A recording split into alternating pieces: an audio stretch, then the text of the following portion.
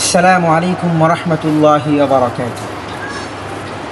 إن الحمد لله والصلاة والسلام على رسول الله أما بعد. প্রিয় বন্ধুগণ, থাম্বনেলে তো অবশ্যই দেখে ফেলেছেন আজকের বিষয় জুমার বয়ান নিয়ে কিছু কথা এবং কিছু ব্যথা। শুরুতেই জুমার বয়ানের কিছু কথা আলোচনা করি। প্রিয় বন্ধুগণ, পৃথিবীতে যতগুলো মঞ্চ আছে, এই পুরো পৃথিবীতে যতগুলো মিম্বর আছে, আমার কাছে সমস্ত মিম্বরের মধ্য থেকে সবচাইতে মূল্যবান এবং সবচাইতে দামি মিম্বর হলো মসজিদের মিম্বর। হ্যাঁ বন্ধুগণ, অবশ্যই মসজিদের মিম্বর একটা স্পেশাল মিম্বর।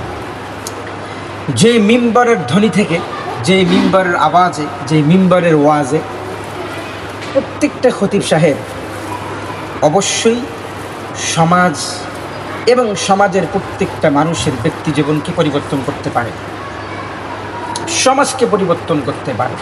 এই মিম্বরের আওয়াজে দেশ ও জাতিকেও কিন্তু পরিবর্তন করা যেতে পারে।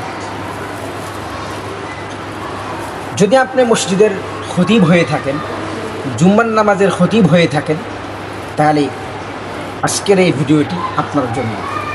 চলুন শুরু করা যাক, কিছু কথা হয়ে যায়।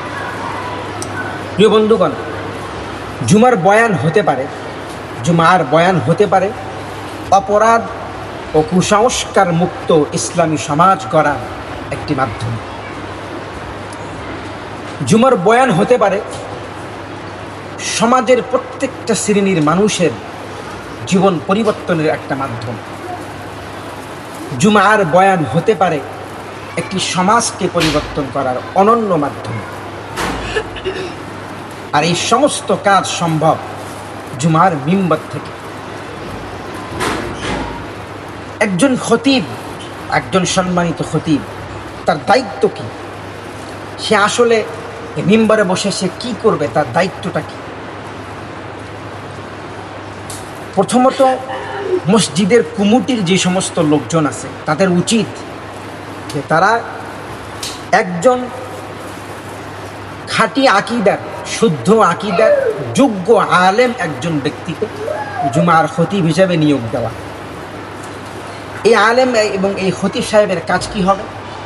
তিনার কাজ হলো কোরআন ও হাদিসের আলোকে ইসলাম, সমাজ ও মানুষের অসঙ্গতিগুলো পর্যায়ক্রমে প্রতি জুমায় তুলে ধরা। এটি কিন্তু একটি খতিবের মূল কাজ, যে মানুষের অসঙ্গতি, সমাজের অসঙ্গতি এবং সমাজের সমস্ত বিষয়গুলো নিয়ে পর্যায়ক্রমে প্রতি জুমায় এসে মিম্বরে বসে এগুলো উপস্থাপনা করবে, তুলে ধরবে। এটা কিন্তু একটা খতিবের বিশেষ কাজ এবং তার দায়িত্ব। এবং এই খতিব সাহেবের দায়িত্বে আর একটা কাজ থাকে।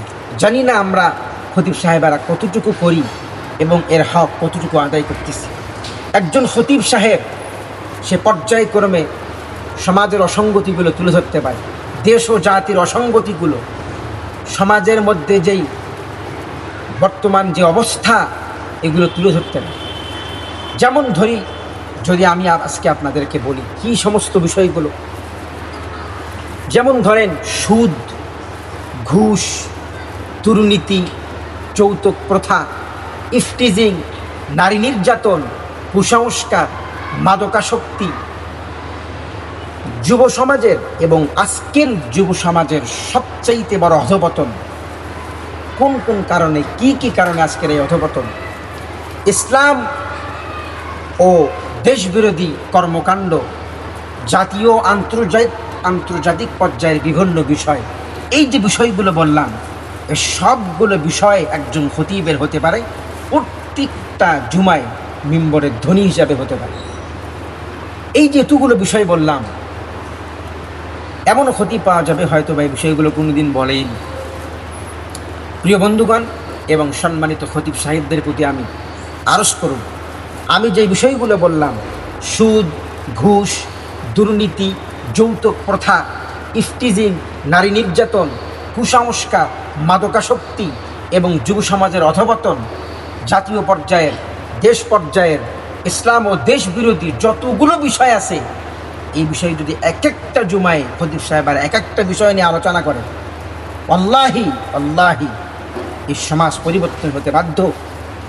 এই জুমার মিম্বরের দ্বারায় খতিব সাহেবেরা সমাজ পরিবর্তন করতে পারে, মানুষের জীবন পরিবর্তন করে দিতে পারে। আমরা জুমার যে নামাজ আছে, এই জুমার নামাজ যে বয়ানটা আমরা বাংলাদেশে বাংলায় করি শুরুতে, এটা আমরা কয়েকভাবে করি। একটি হলো কোনো খতিব সাহেব আছে একটা বিষয় নিয়ে এক জুমায় শেষ করে ফেলে, আবার অনেক খতিব সাহেব আছে একটা বিষয় নিয়ে পর্যায়ক্রমে 1 জুমা 2 জুমা 3 জুমা 4 জুমা 5 জুমা পর্যন্ত আলোচনা করে। আমার কাছে ব্যক্তিগতভাবে একেবারে মুসালসাল বয়ানের চাইতে একটি বিষয় একটি জুমায় শেষ করা এবং একটি বিষয়কে পূর্ণভাবে যদ্দূর সম্ভব তার দ্বারা বলা, সে আসলে শেষ করতে পারে এই রকম বিষয় প্রতি জুমায় এক এক বিষয়ে বয়ান করা আমার ব্যক্তিগতভাবে মনে হয় যে এটি ভালো, একেবারে একের পর একটা বিষয় নিয়ে দীর্ঘ জুমা আলোচনা করার চাইতে। প্রিয় বন্ধুগণ, কোরআন ও হাদিসের আলোকে যদি কোনো খতিব সাহেব পর্যায়ক্রমে কোরআন ও হাদিস থেকে, ইসলামী ইতিহাস থেকে যদি জুমার বয়ানটা করে এবং এই যে মিম্বরটা একটা দামি এর হক আদায় করে, এই মিম্বরের যেই পরিমাণ হক, এই পরিমাণ হক যদি আদায় করে, আল্লাহি আমি হলক করে বলতে পারবো এই সমাজ পরিবর্তন হবে এবং সমাজের প্রত্যেকটা মানুষের জীবন পরিবর্তন হবে। তাই আসি আমরা যারা খতিব সাহেব, সম্মানিত খতিব সাহেব, আমাদের আলোচনাগুলো এই যে মসজিদগুলো আমি ঘুরেছি এবং দেখেছি এবং আমি বোঝার চেষ্টা করেছি যে আসলে মাসের পরে মাস, বছরের পরে বছর, যুগের পরে যুগ চলে যাচ্ছে। একজন খতিব সাহেব একই মসজিদে 1 যুগ পার করে ফেলছে, 2 যুগ পার করে ফেলছে, সমাজ হে আগের মতো অবস্থা, সমাজের প্রত্যেকটা মানুষের অধঃপতন আরও বেড়ে চলছে। তাহলে এই খতিব সাহেব বছরের পরে বছর যুগ পার করে ফেলছে, সে আর এক যুগে পা দিচ্ছে, তার বয়ান বা তার এই মিম্বারে যে সে যে বসে আছে, সে কি হক আদায় করলো।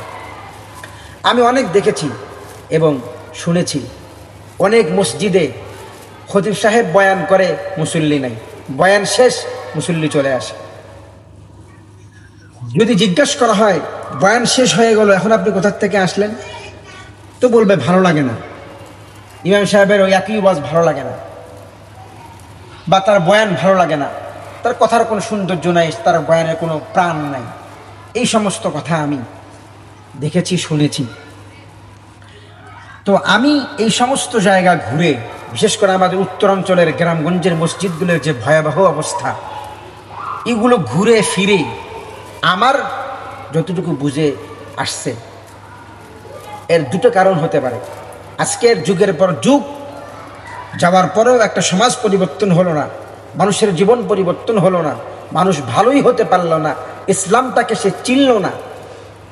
আমার বুঝ মতে 2টো জিনিস আমার বুঝে আসছে এই ঘোরাফেরার দ্বারা। এর মধ্যে আমি অনেক মসজিদে নিজে জুমার নামাজ পড়িয়েছি,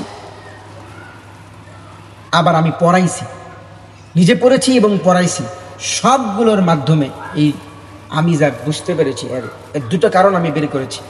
একটি হলো, 1 নম্বর যে কারণটা, এটা হলো খতিব সাহেবদের যে বয়ান, আমার ভাষায় বলবো আল কালামুল মাইয়িত,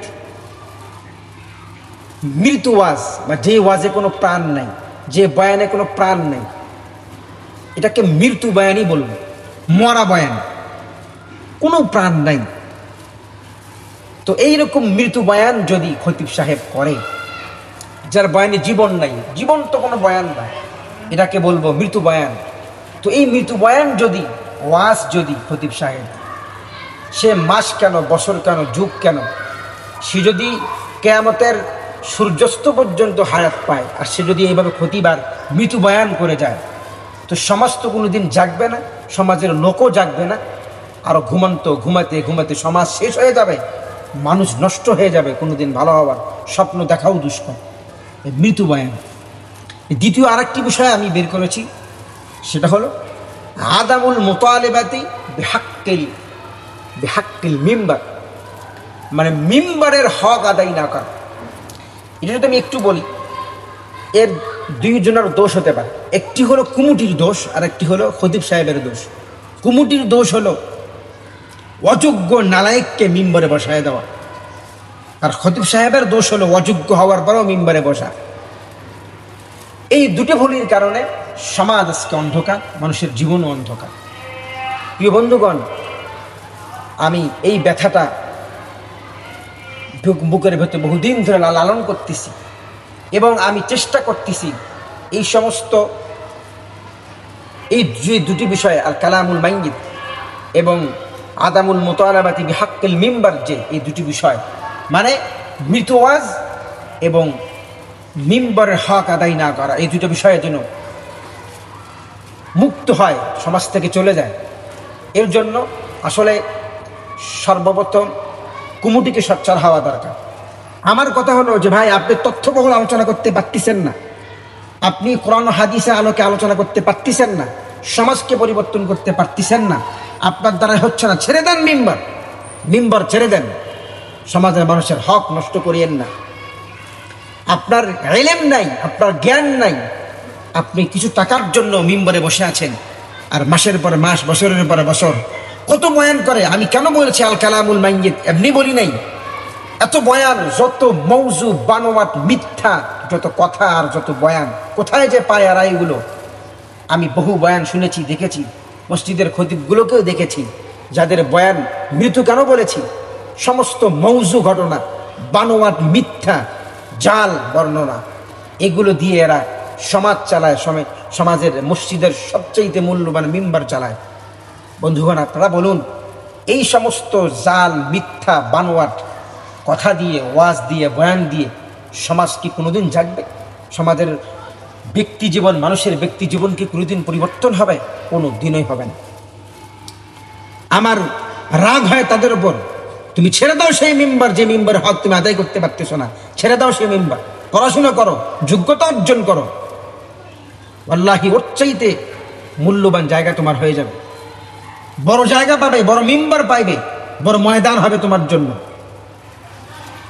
এই জন্য প্রিয় বন্ধুগণ, আমার এই ব্যথাটা আপনাদের সঙ্গে শেয়ার করলাম। আমাদের খতিব সাহেবরা ম্যাক্সিমাম মসজিদের উত্তরাঞ্চলের গ্রামের ম্যাক্সিমাম খতিবরা কেউ আলেম না, ম্যাক্সিমামগুলো ছাত্র। হেসখানায় পড়েছে, লেখাপড়া বাদ দিয়ে খতিব সাহেব হয়ে গেছে।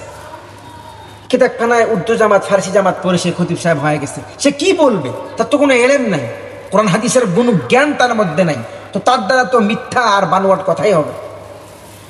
এই জন্য প্রিয় বন্ধুগণ, আসি এই বিষয়টার পরিবর্তন করি, সমাজটাকে একটু পরিবর্তন করি, একটু ভাবি, পড়াশোনা করি। পড়াশোনা না করা পর্যন্ত মিম্বরে না বসে।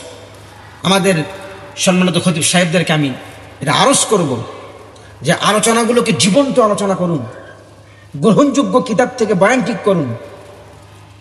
বুধবার থেকে মঙ্গলবার থেকে আপনি পড়াশুনো করে দেন, কি আয়াত বলবেন, কি হাদিস বলবেন, তাফসীর দেখুন, গ্রহণযোগ্য কিতাবগুলো একটু দেখুন, পড়ুন, বয়ানটাকে সাজান, সুন্দর করে সাজান, সমাজের বিষয়গুলো নিয়ে ভাবুন, দেখুন, সব কিছু মিলে একটা বয়ান সাজান, একটা